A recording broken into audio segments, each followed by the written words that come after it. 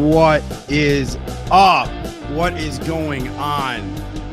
What do we have here today? We have two dudes in backwards hats about to tell some tales from the field, tales from our guys in the field. And who do we have here today? We have the one and only Mr. Tersh Blissett, which I found out recently that, and I didn't know this about you, Tersh, that Tersh is not your real name. And I explained what in the world Tersh meant. But before we go into that, I know most people know who you are, at least in the field, but there's going to be a lot of people listening to this that are in other fields, that are in other industries that, may not know who you are. So take a second, tell them who you are, Tersh. Okay, cool. First off, really do I appreciate you allowing me to be here and hang out with you. First and foremost, before I say anything else, it's truly an honor. So my name is Tersh Blissett, and I am the owner and founder of a couple of HVAC plumbing and electrical companies in Savannah. And then I have also a podcast that I started in 2017, and we've been rocking along ever since then. I was driving a lot going to the office because I actually live about an hour away from the office. And so I was driving 2 to 3 hours a day, and I ran out of books to listen to, and I couldn't find any podcasts that were HVAC specific dealing with business. And so I actually reached out to a buddy of mine who had an HVAC technical podcast, training technicians, HVAC school podcast, and asked him about it. And he showed me how to start a podcast and hit the ground running. Yeah. Well, what's the name of that podcast? I mean, most people, like I said, they know, but there's going to be people that don't know. Yeah. So Service Business Mastery. And the podcast has actually morphed into nearly a full-time job now, because we're teaching a lot of people how to build automations and using AI in their business. So it's not just home service dedicated automation and AI stuff, but we focus on the trades more than anything else. Yes. And I've gained a lot out of your podcast too, which is, the Service Business Mastery podcast. You cover so much, and you've had guests on that have been, monsters of the industry, monsters of any industry. In fact, you've had authors on there. What you've done with this podcast is incredible from just a perspective of kind of conceptually where it started. And dude, and I don't think people realize how much you and Josh have put into this industry. And part of my journey here and starting this was, you and I have had a lot of fun together. We've hung out, we've been to trade shows together and whatnot. And I just and I know we talked about this, and I did want to add some levity. But I really don't know if you understand the magnitude of the reach that you have. And Gil, and I was on Gil's podcast last week for HVAC Uncensored, and it's the same thing. The things that you guys have done, just awesome, right? So now the purpose of this was we focus and all day we focus on business, and we focus on how to grow your business, and we focus on all the things that can help create success. And we're surrounded by successful people. And now this is very, very different. So you've heard the other episodes. This is really sales tales, man. This is like the grind in the streets, boots on the ground, what happens in the field to our teams and so forth. And fully decked out in spiked shoes and backwards hats and ties. We're gonna Yep. We're gonna have a good time, man. So it's been a minute since you've been in the field, though, right? Yeah. So whenever I started Service Emperor, I was very adamant that I wanted that company to start off with me not in the field, because I wanted to show people who are in the field that they could get out of the field really easily if they just said no. Like if they gave away their tools or they gave away their van and said, I can't get in the field because I don't have any tools to go. So that was 2019, really 2018, 2019. And of course I've gone in the field since then and like helped out guys, and I've even done PMs during the summertime when we overpromise and we're potentially going to underdeliver. So I was like, yeah, I can't do that. So I went to the supply house, bought a new meter, bought a 10-in-1, and went to town. And so yeah, I've still been in the field a couple of times since then, but for the most part, it's probably been 2018 since I've been out of the field. So let me ask you this. So going back, what was the tell me if there's an experience that you remember from being in the field that like shaped you today, like where you think back and you're like, man, that call, that customer shaped me, helped shape a piece of me. Yeah, so I've got a couple of those really. With my other company, we work with a lot of low end income and also like multifamily housing and stuff like that. So you never really know what you're going to run into when you're doing that. So the whole business model behind the other company is one where it's high volume, low margin. So like it's not uncommon for the guys to catch 12 service calls a day because the average ticket's like $200, because that's the not to exceed is $200 for most of your property management companies, or $250 maybe. So the ticket range is there, right? But one of the things about a property management company is they don't want to do maintenance. Like typically, like you can't sell them a maintenance contract or maintenance agreements like you can with a homeowner necessarily. One of the things that I figured out was that tenants would fancy up properties or clean them up or just like tear down weird shit whenever they knew a property manager was coming, but they didn't care when a maintenance guy came or an HVAC guy came. So I sold the property managers on the fact that we could do these maintenances for like, I don't know, call it $75 every visit. And we'll come out there and we'll do a room by room inspection, because we're going to tell the tenants that, hey, we got to get in every room to check the air conditioning. And that's I already know where this is going. Wild, dude. So I don't know if you've ever been in like a 400 square foot apartment that had a 600-pound potbelly pig in it, but that's a tight fit. And yeah, in an apartment building. It was a house, like a small house, like a duplex type thing. Yeah, so that's kind of a wild scenario. And like they were complaining about the toilet leaking. Well, they stored the pig in the bathroom and the foundation just wouldn't handle all of that. So it was like distorting the foundation, and the wax ring was just gone.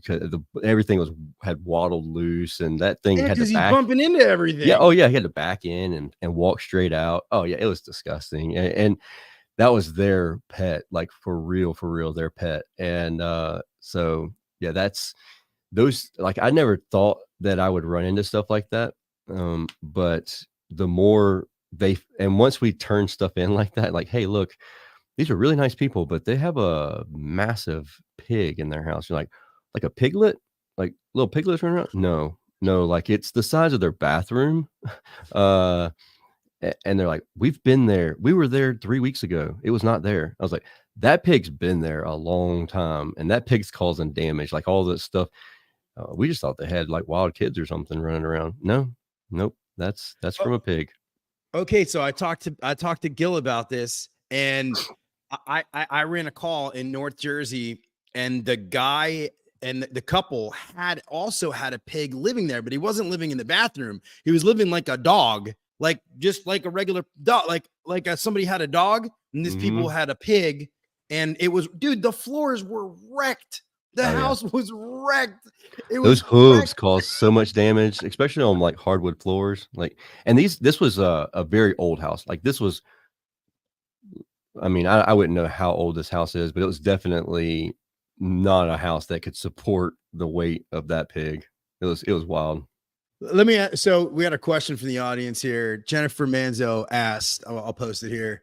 She said, does anybody know if there's an install only contract you can get with property management?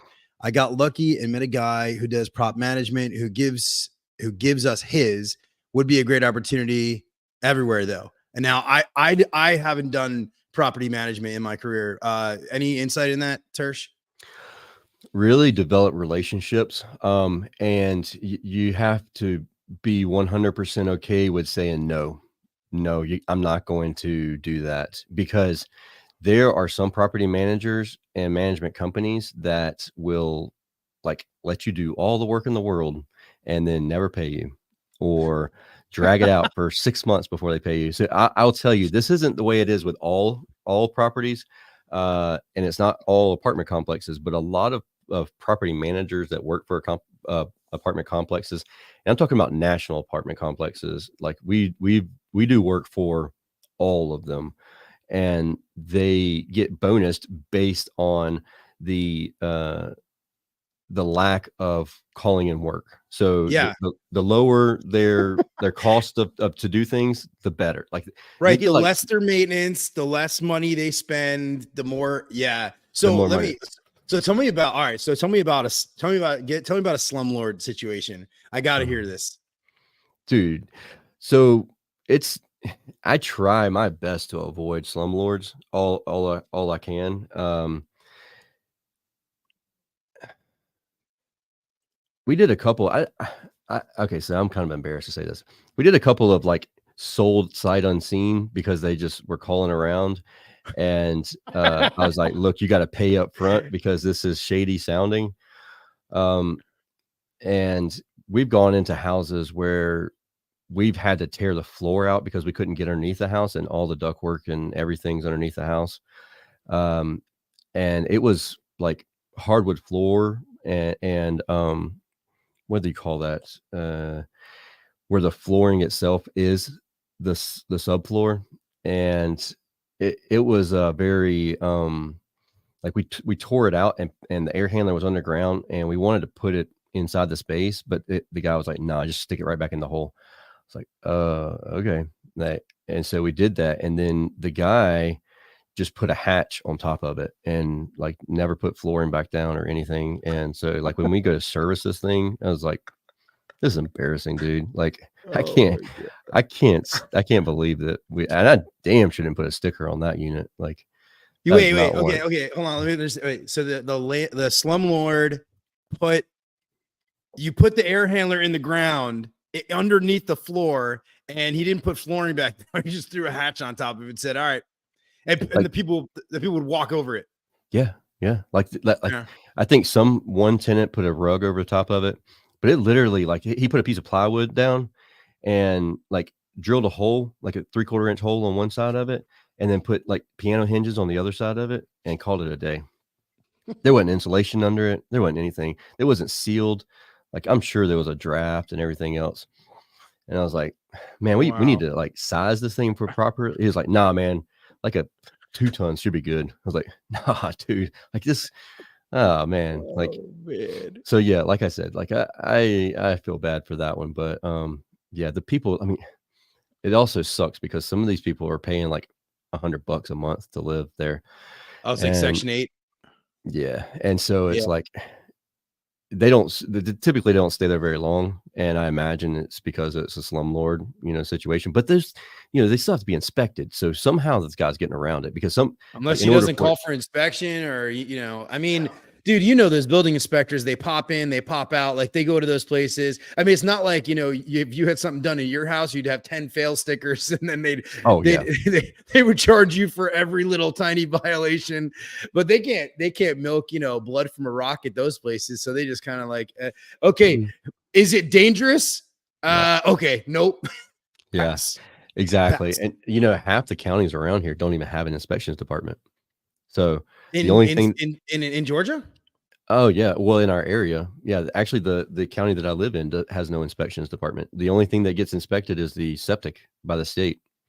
Wow. But you're outside the city limit. Obviously you're outside the city Yeah. limit. Yeah. I live on 250 acres outside of Savannah. Yeah. Tiny Probably piece of wouldn't, property. you probably wouldn't know that. I mean, just by looking at me, I don't, can't judge a book Yeah, I by its would, cover, man. but It's probably the pocket scarf and the ties. I mean, right. the spikes on the shoes. For Yeah. anyway, for people who are watching, because we got a whole bunch of people in the chats and stuff like that. For people that are watching this, Tersh is the most fashionable human being in a way that is so unique that like I want to be Tersh. I want to be this guy. He literally has pairs of loafers, okay, that have spikes. If you guys haven't met him, okay, because you can't see him on his podcast, he has spikes coming out of his shoes, like loafers, like $500. Like I don't know, what are those Ferragamos with like spikes coming out of it? It's fantastic. Yeah, I have I have a new pair of red bottoms that I just got, and they have spikes everywhere, all the way around them. So they'll catch your ankles. Oh my gosh, that's hilarious. Yeah. So I have a now two, but I have one built limo that's on 53-inch mud tires. Yeah, so let's talk about that for a second, because I know that's not relevant to like like service stories, but I saw a post that you had on it was on TikTok. Oh and yeah, I'm looking in the background and I see at your house you quite literally have a vehicle graveyard on your property. Yeah, and you can't even see most of the vehicles. And the funny thing is like, so my wife drives a 2023 Aviator with, it's tuned and everything, 600 horsepower, and it like that's not what the video is of. It's of my beater Suburban that I've got like a 13-inch lift on, and I put what's up, Dan? I put a built motor in it, and we did a cold start on it, and so it's cammed and everything else. And then you can see one of my Mustangs. I have one that's got a single 88 millimeter turbo, and it's just sitting there freaking about rotting away just because I don't ever drive it. And then have my my limo. Actually maybe both limos are in that video, but the one that's already lifted is definitely in the video. I seen it the other day. I was watching it. But yeah, I actually have a couple of other Mustangs too that are back there hiding behind the other white Mustang. I have a coupe Mustang. That's my favorite. Let me ask you this. Okay, so talking about like weird things in at people's houses, what's like, do you remember the strangest thing that you ever received or saw? Well, I'll tell you, you asked me earlier if there's somebody that taught me something as a client. And absolutely, yes. I will never, ever walk in the door again when somebody says the door's unlocked. Just come on in. Like, never happen again. I had this person that I should have picked up on the odor prior to walking in the door, but this person, I believe it's self-inflicted, decided not to get up for long periods of time. And when I say long periods of time, I mean probably years of their life. And they had dogs and cats. And I don't know if you've ever smelled like a cat urine infested house, but golly. And this house had hardwood floors in it. Like, this is an old, like Victorian style house, but not nice. It's like very far from nice. And she called in, she was like, hey, the last company was going to change out this unit, but then they refused to do it. And I was like, wow, that's weird. So get there. Come on in. And yeah, they said, come on in, or whatever. And when I called them to do the pre-report call, she was like, yeah, I won't be able to walk to the door because I'm busy doing some stuff, but the door's unlocked. So just knock and come on in. And I was like, yeah, I don't know about that. But I got there and I knocked on the door, rang the doorbell, and I heard her say, just, hey, come on in, door's unlocked. And I was like, all right, click. So I opened it up, and oh yeah, it about knocked me over. But like, I'm worried about that stench in my nose and my nostrils Yeah, and that it'll that stay ammonia. there. Oh It'll yeah. stay there for like at least hours, maybe days. And I put my shoe covers on, and she's like, "Oh, don't worry about that, hun." I was like, Yeah, no, I'm worried about "No, it. I These am. aren't I'm shoe putting this on my protectors. shoes." Well, so I wasn't paying attention because I literally was like, my eyes instantly had this singe go into it, and so I was looking up and trying to look all over the place, but not at the ground and not paying attention. So I start taking steps. Well, I'm stepping on feces, and Oh, while I'm trying to, like, look at her in the face while I'm just walking, and I realized, oh, like, this is not solid ground. Like, and I look down and I'm like, mm, mm." I was like, oh my gosh. "We Oh gotta my go." gosh. So we actually it ended up turning into a safety check, like a welfare check. I was like, I don't know what to do in this situation. So I like called up some buddies of mine who are police officers, and they're like, "Yeah, you need to do a welfare check. Call in a welfare check, and they probably like somebody else needs to take care of that." I was like, "Yeah, this guy's not," because like I have a plumbing company, but I have plumbers because I don't mess with anything sewage related. That's not Mm. my cup of tea at all. And like everybody knows that. Everybody that works with me knows that. And so it's like the moment that happened, I'm like, I'm out. Like, no, can't happen. And so like I'll never walk into another house if somebody doesn't open the door for me. I just Mm. I'll make up an excuse, even if it's like, no, don't feel comfortable doing it. Do you ever get people who like, oh wait, you live in the middle of nowhere. I was gonna say, do you get like people knocking on your door, like, Oh yeah, I do. canvassing? Oh yeah. Yeah. I So the mean, other day, it's people from church, a church, just one church. particular church, religion. Really? Yeah, Oh, okay, okay. Yeah, yeah, yeah. they Yeah, canvass so, a lot. yeah, so I had these dudes here the other day, and they just rolled up, and there was these 2 dudes, and it's funny because I could tell, like, the guy knocked on the door, and I could tell, I was like, "All right," I saw him through the window, I'm like, "All right, they're canvassing for roofs, right? Or windows or doors or Yeah, yeah, yeah. whatever." So I'm Bad like, storm "Okay, comes fine." through.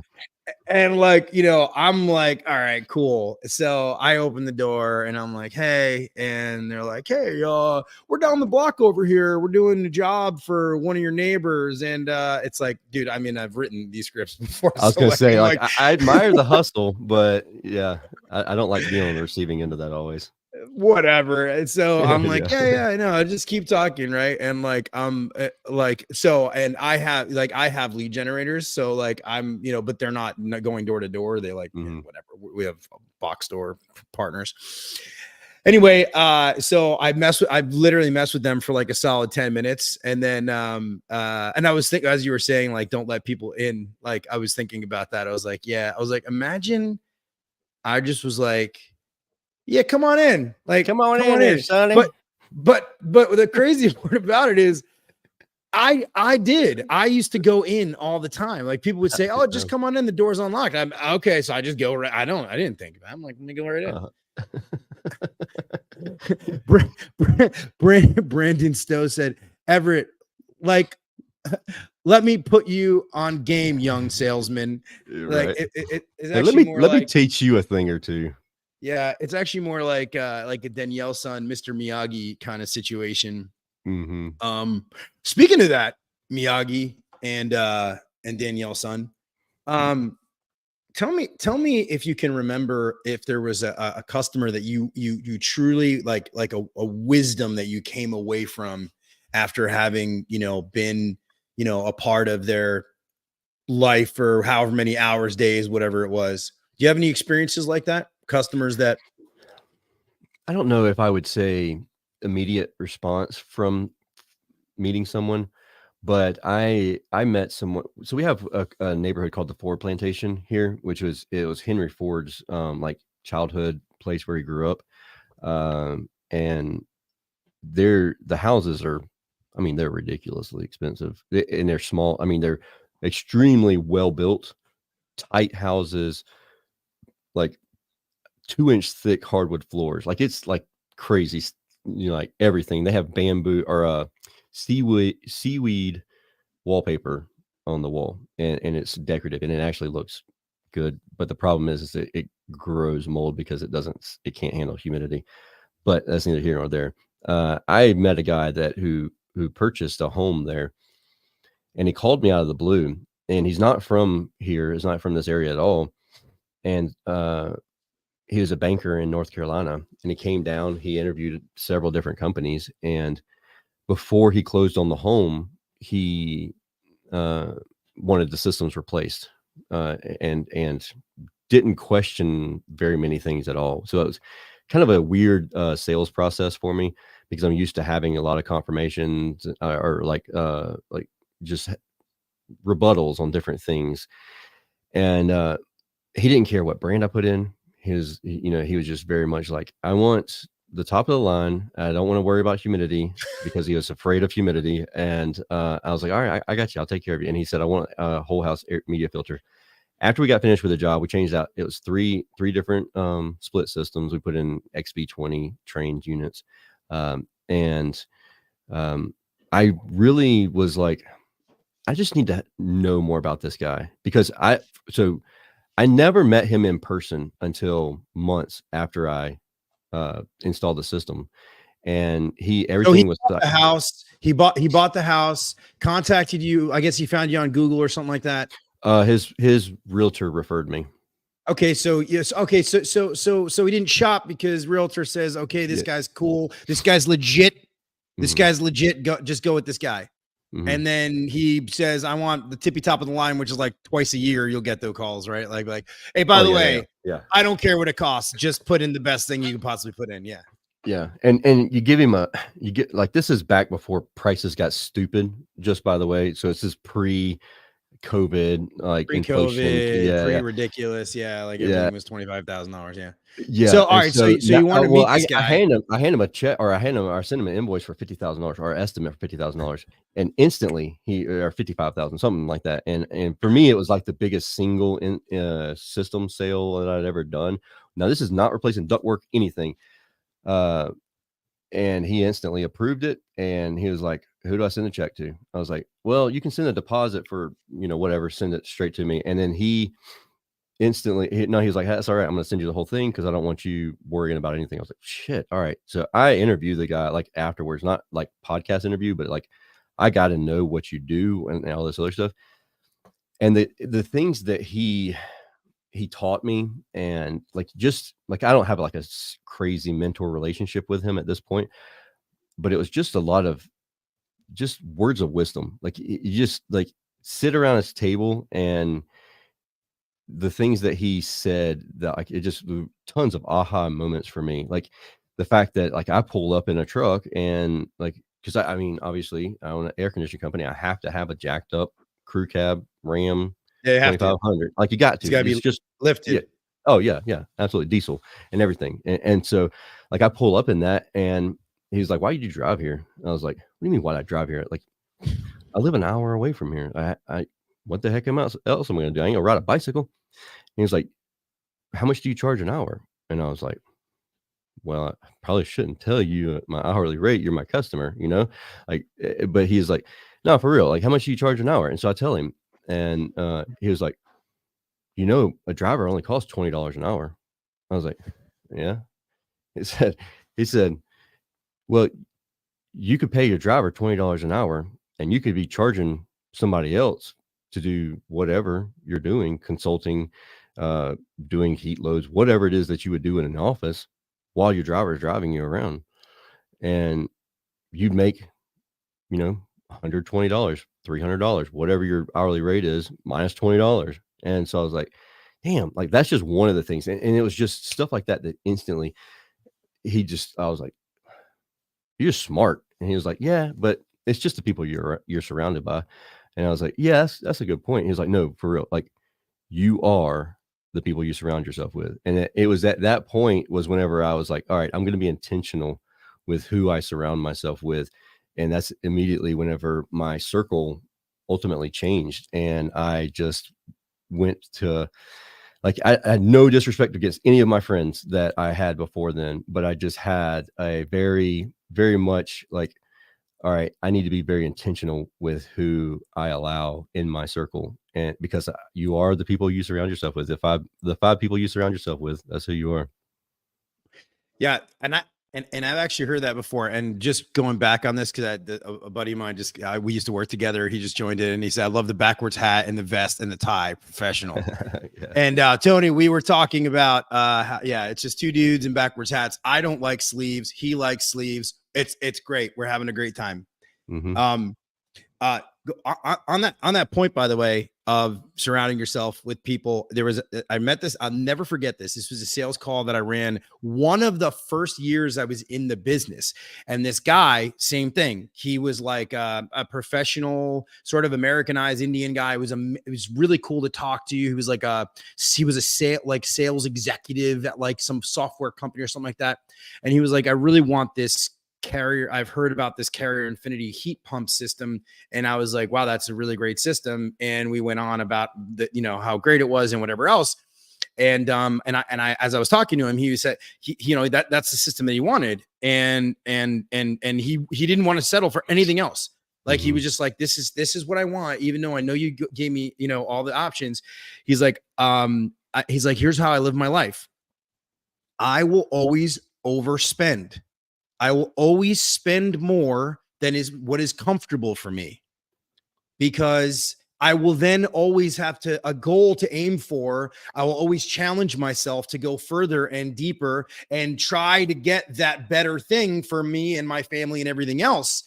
And it's very counterintuitive to the way that we're all taught by these financial gurus and all these other, sort of like people who are like, no, be very conservative about the things that you do. And listen, I'm not saying that those things are wrong. I'm saying there's more than one way to slice the loaf of bread. And that guy taught me, I still carry that with me where I go. It's like, okay, push yourself. And look, was it a frivolous purchase? No, because obviously that thing was a 19 SEER unit at the time, right? I mean, he's going to make it back in energy costs and everything else. But, dude, isn't that amazing that like you can run? I have so many calls where I ran that somebody said some nugget that I went home with, and I live with it today. And, John DePasquale was on this show. Like, he was the first guest, and he said something like, how many houses does the average person actually go in like a year? Oh, I don't know. Think about it. Maybe Christmas, other than New Year's. Yeah. Like, but dude, I spent a decade inside of other people's houses 3 to 4 times a day, like meeting dude. That was the whole reason for this podcast, was like these crazy scenarios. Did you know that you can't load your return grill area, your return plenum with weed? Your system will freeze up. And you don't ask what it is or anything else, or the stack of cash in the house next door. You just let them know that, hey, if you put anything in here, it's going to make your system freeze up, and then you're going to be hot and sweaty and uncomfortable. So for those that may be listening who don't know what a plenum is, right? It's basically a box of duct. Like it's duct work that's attached to your AC system. And so I think the things that you have found in that, obviously you had a guy who had, I guess, pounds of weed just sitting inside of blocks of it. Blocks of it. So blocked off the whole airflow to this unit and froze solid.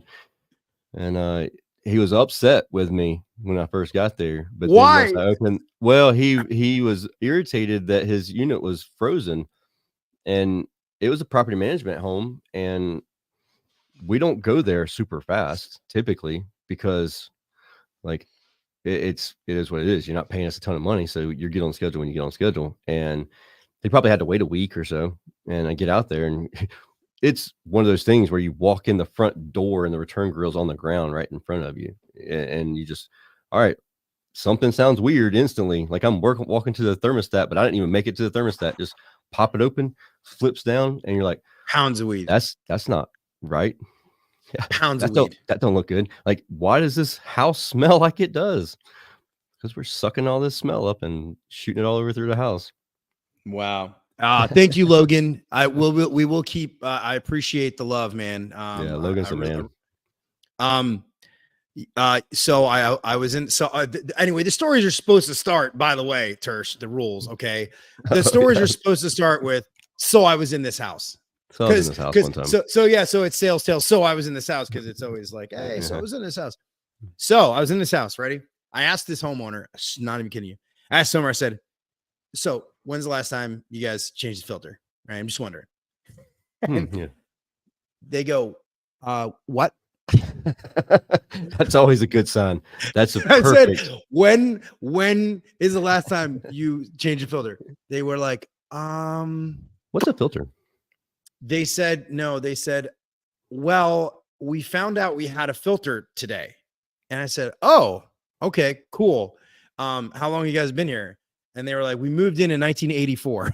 Oh, wow. Yeah, dude. Yeah. Was there a filter left? Dude, I couldn't wait to see it. I went down. I'm like, oh my God, let me go get this thing, right?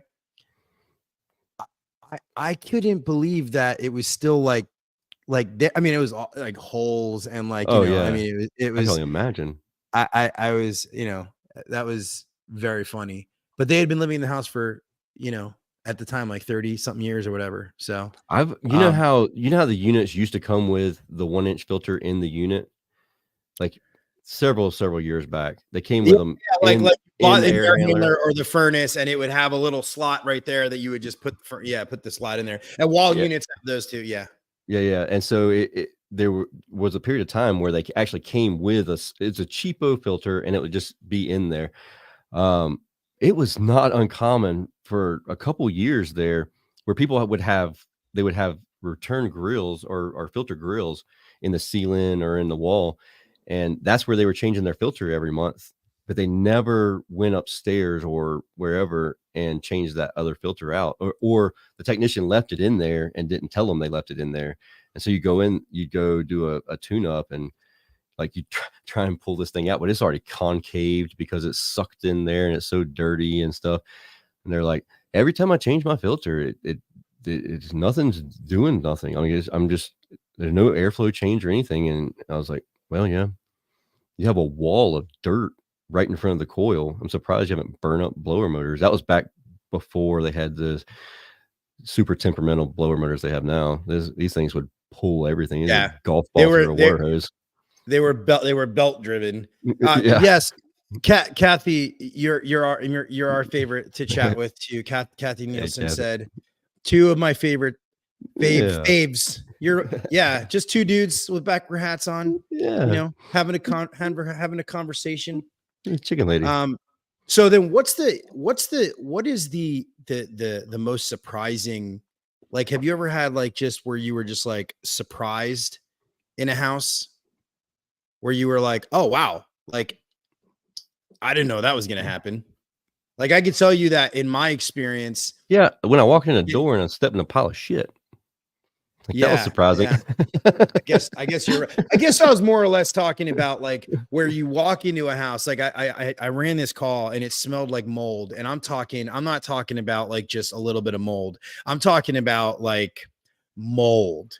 Like, and how y'all live in this house. Like, bro, I didn't even want to sit down in this place. It was it felt like I was in a petri dish.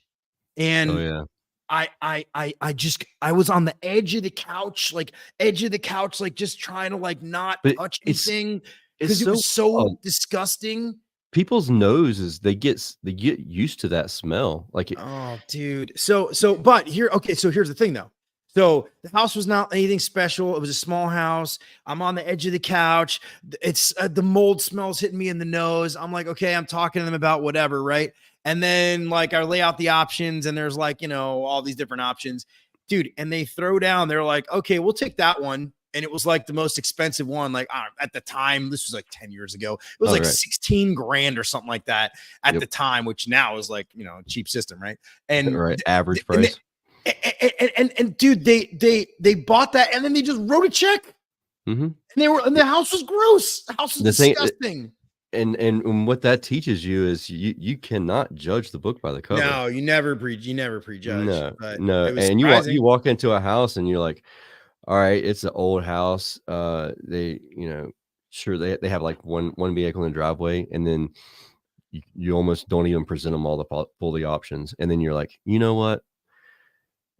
My coach he would just roll over and just beat the hell out of me if I didn't present all the options. So yeah, because if you don't present it, you can't possibly offer it, and and potentially get that but business. how often do we just go in there and just do a Band-Aid, just do the bare cheapest because you assume that that's all they can afford, and then Yeah, they come and give you $10,000 cash, and it's like, whoa, not expect that. I learned early on not to do that. So I didn't, but I know that most guys, that's sort of how You get they, lazy, especially if you get lazy and you don't want to do it. Like, you don't want to go through the whole process, and you're like, oh, this person is going to pay. It's not going to convert anyway, so I'm not even going to go through the whole full process of wowing this customer. And it's like, nope. Yeah. Sometimes you never know. So interestingly enough, one of my guys was in a house today, walked inside the house. No, guy wouldn't even let him in the house. And our tech was there earlier. It was so stupid.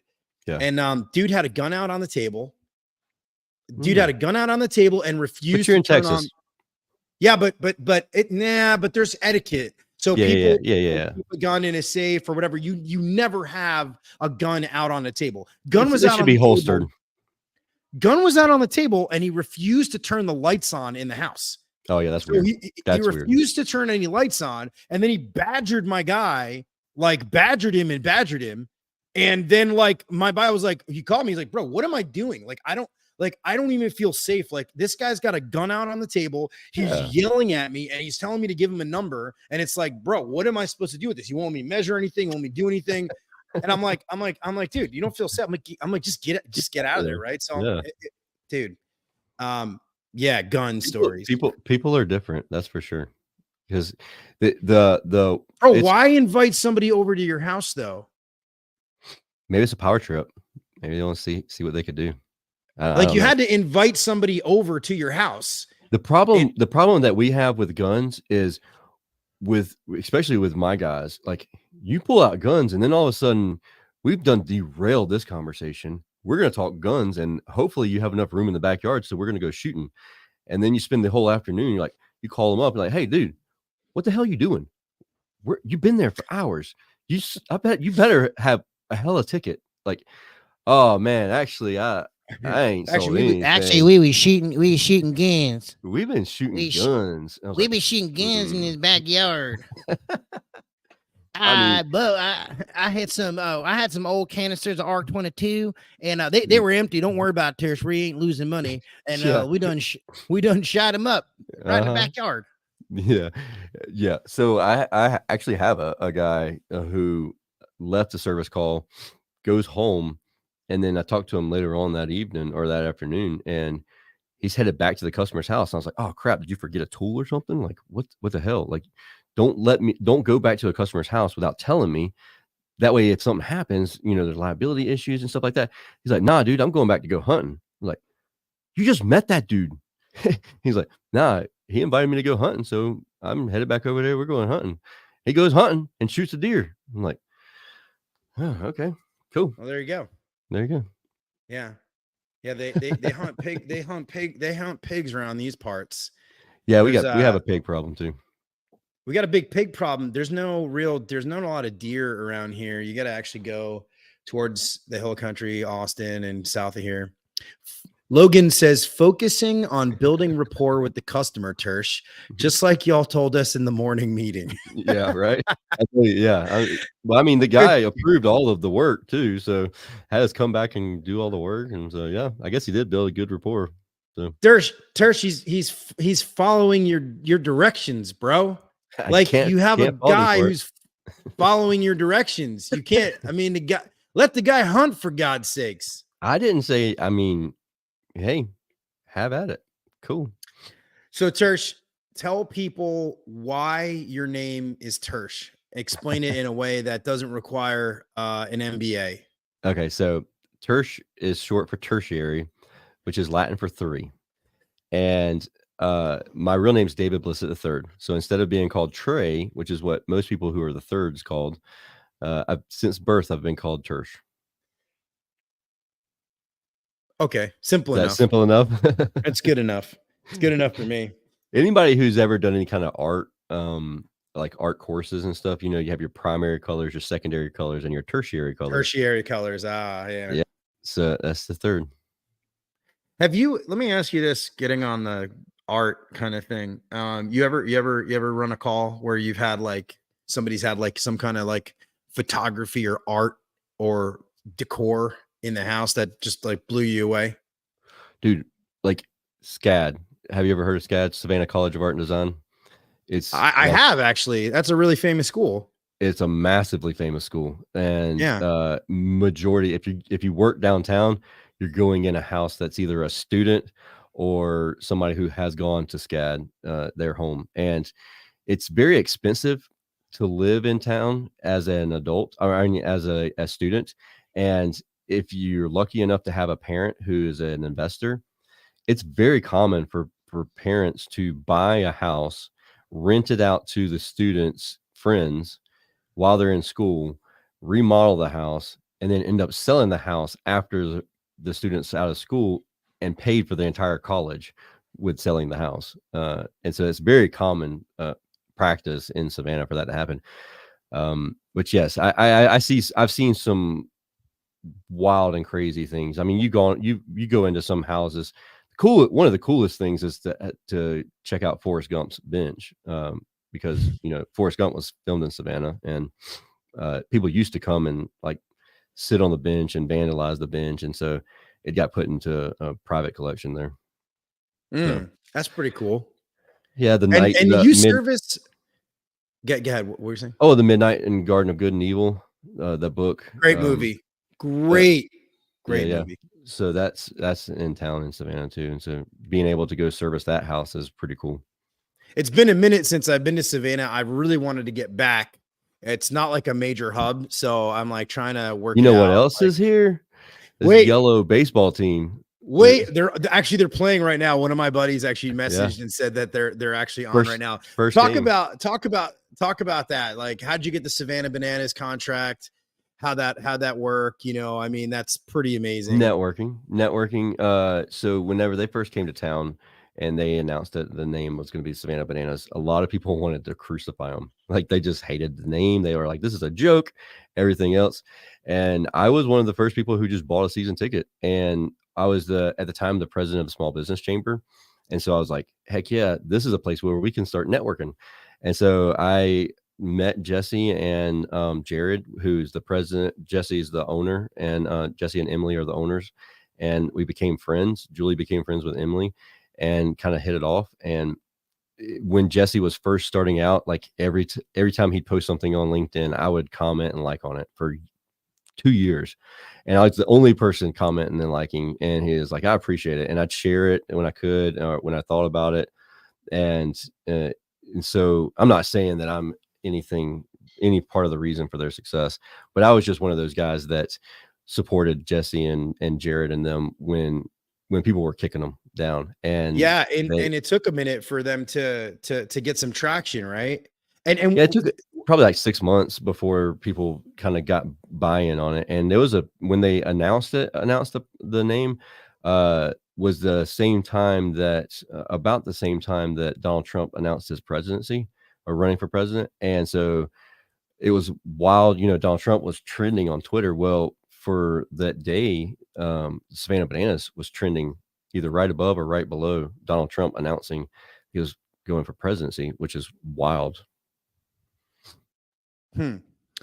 Yeah, that's kind of cool. I wish that I could. I wish I knew somebody that could get tickets for the Savannah Bananas games. That'd be really cool, wouldn't it? That'd be really sweet. So anyways, I mean, we became friends, and I offered to help them with, whatever they needed. At the time, the city of Savannah was handling all of their equipment. But as they added stuff, they needed support, and I just came and helped them. And so I've had season tickets since, day one. And now there's like for the VIP section, which, you have tickets for whenever you come. there's a 5-year waiting list to get on to buy them. So it's wild. I do appreciate that. I gotta find a flight out there. Yeah. So let me ask you this, Walt, because we got a few minutes here. I want to sort of, originally I was talking about, how meaningful some of the calls that we've been on, the customers we've met, the lessons that we've learned throughout it all. But, sometimes I think about, like some of the more, I guess maybe some of the sadder sort of stories, or the things that have impacted me from like an emotional perspective. And I know I'm sure that you've given back to your community, tenfold. Is there something that sticks out to you through the course of owning the business and in your career that, says like, okay, this, like a situation or something that tugged at the old heartstrings that you can think of? I'd be interested to hear. Yeah. I mean, several times we've had clients who we really, pride ourselves on being different. And Jesse's taught me this, Jesse Cole, with the bananas. If it's normal, do the exact opposite. That's why you see an HVAC guy sitting in front of you with a 3-piece suit, and I wear it to work every day. And I'll climb through attics wearing this because it's not normal. And and so I don't know. There's things that I do very outside of the box with our WOW packages. We're pretty conscious about the people that we serve and making sure that we gather information, as we're in the house, trying not to be a creeper about it, but, taking notes on like, hey, these people are Raven fans.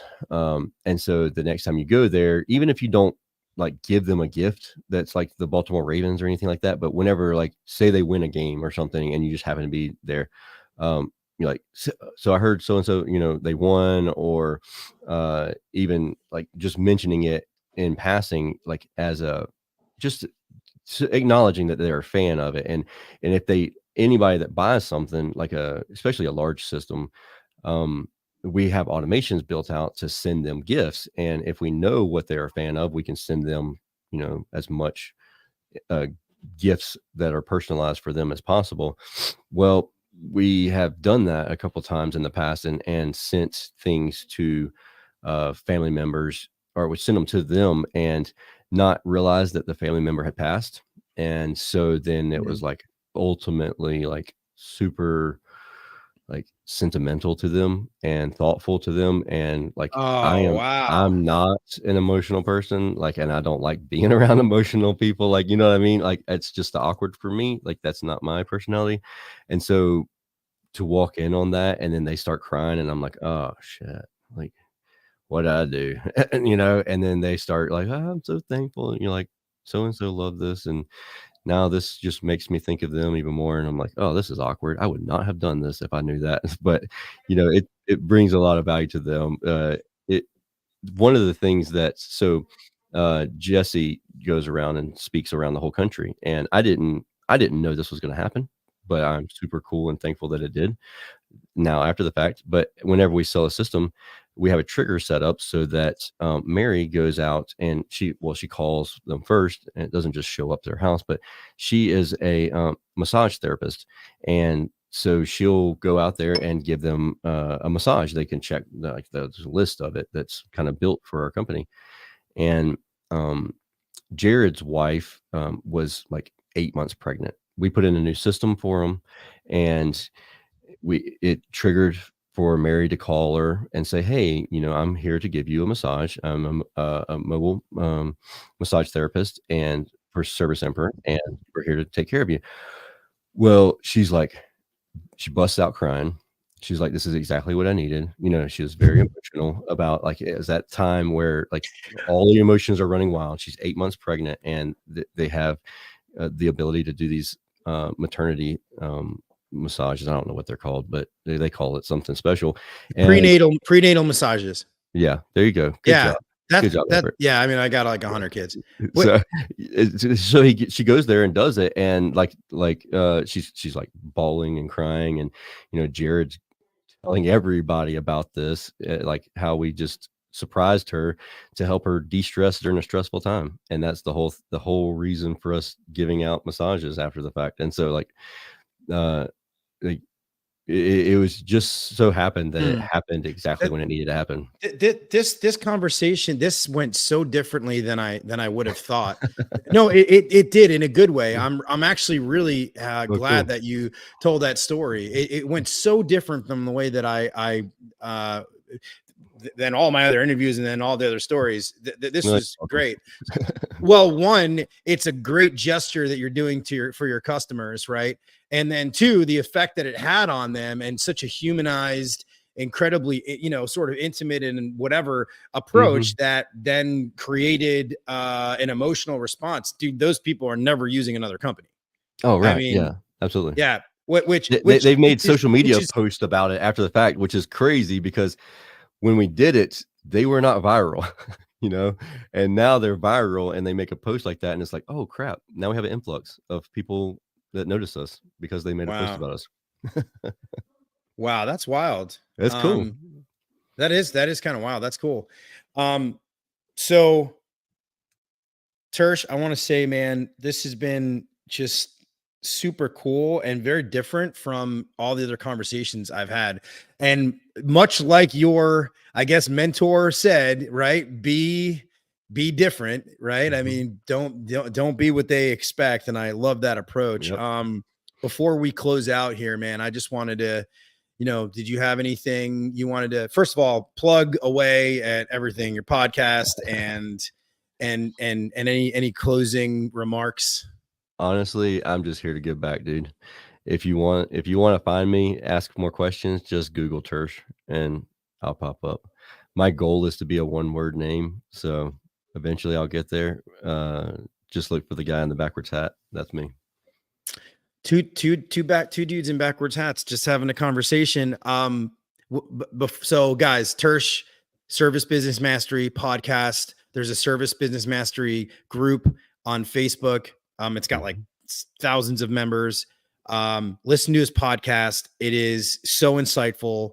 I also want to personally thank you because while I've been doing this journey, I have been checking. You and Gil, and I've been getting, and Tersh has literally given me like step-by-step like instructions at points where he's like, okay, no, use this piece of equipment. No, you don't really want to use that. You want to stream out using this platform and so forth. And honestly, dude, obviously it's helps. Like I can see in my I can see on my statistics. I've just started this thing like a month ago or whatever, and I can already see like there's traction and there's people that are listening in, and it's amazing. And I owe a lot of that to you, and also you've let me plug on your page, which has been really cool, and obviously piggyback on that. So dude, I know we're like this one world, but bro, I appreciate your friendship, man. I love you, dude. I can't wait to see you at one of these next events. I haven't been to one in over a year, so I'm kind of itching to get back that's there. For sure. I love being able to just spitball with you when you get to these events. Like some of the best times that I ever have. I don't get me wrong, I love interviewing people at the shows, but being able just to shoot the breeze with you and just hang out and say, hey, did you know this did this, and have you tried this product out, and like, have you heard of this thing? Like, no, I hadn't. And like this process worked great for me, and like I love being able to do that. And it's awesome. Like when we were at I think Service World Expo, and we got to actually legit hang out after the fact and go to the bowling alley and all that stuff. Like truly, I do value your friendship. I appreciate you, buddy. It's cool, man. Awesome, man. Well, thank you so much for coming on. And rock and roll, brother. I'll talk to you soon, man. Yeah, buddy. See you, buddy. Thanks. Cool. Later. All right, guys. Thank you so much for tuning in. I haven't done one of these sort of like outros. I just wanted to say next week I have an incredible guest coming on. His name is Brent Buckley. He's the top sales rep period, or has been the top sales rep period. He's owned a company in the HVAC field. The guy's done like literally something like $7 or $8 or $9 million a year, whatever it is. So he's going to be on next week. After that, I have a guest who is a very dear friend of mine. Her name is Shelly Courtney. She works, and she's actually in Austin. No, she's in Katy right now, outside of Houston. and she is in the middle of doing a cleanup. So she is a hoarder cleanup and an organizational specialist. And it's wild what this woman sees. So she's going to be coming on as well. So just wanted to say, so yeah, next Wednesday, it'll be with Brent Buckley. And thank you guys so much this is the most amount of chats we've had. So guys, I really appreciate it. Thank you so much. All right. Till next week.